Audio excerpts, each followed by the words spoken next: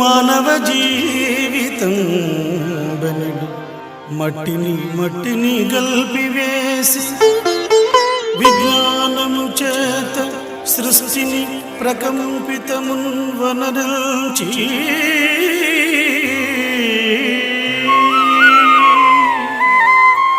అందు నీవైన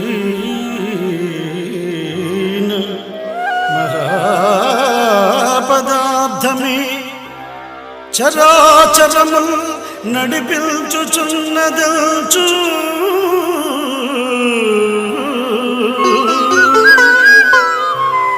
ఆ నిజ దీక్షలో వెలుగు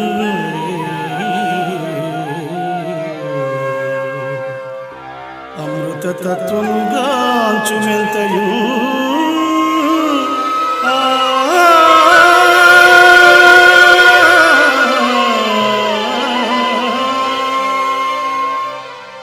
సాధకుడు నేను ఈ దేహాన్ని మాత్రమే, అందున ఫలానా మానవుణ్ణి మాత్రమే, నా పేరిది, నా ఊరిది అంటూ తెరలుగా ముడుచుకుపోయిన ఈ మానవ భావనను మట్టిలో కలిపేస్తే తప్ప విజ్ఞాన వికాసం కలుగదు. ఏ మాయా విలాసం సమస్త సృష్టిని ప్రకంపితం చేసిందో, ఏ మహాపదార్థం చరాచర జీవరాశుల్ని నడిపిస్తోందో ఆ అమృత తత్వం నీది.